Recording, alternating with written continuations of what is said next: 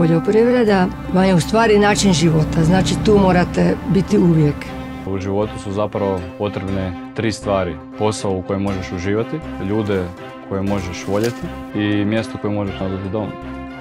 Sve te egzotične biljke što mi uzgajamo i obogaćuju našu gastronomiju. Mene u biti borovnice podsjećaju baš na djetinjstvo. Meni su borovnice čista radost.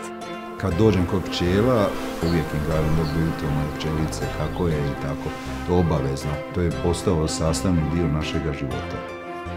Ja se smatram prvenstveno uzgajivačem kasača. Također imam kasačke konje koji se natječu. Kad sam prvi put došla tu, bilo mi je nepojmljivo da bi pojela mačuhicu ili neki cvijet, a sad zapravo ne postoji biljka koju ne probamo.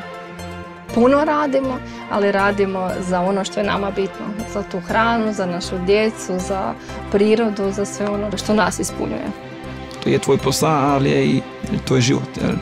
Jel? Baš onak smo se primili toga i krenuli u to onak punim srcem. To bude bomba. Trebamo imati puno ljubavi da bi ti to zapravo radio. Ljubav je u svakom segmentu našeg posla. Finalni proizvod je sir koji smo ponosni na njega.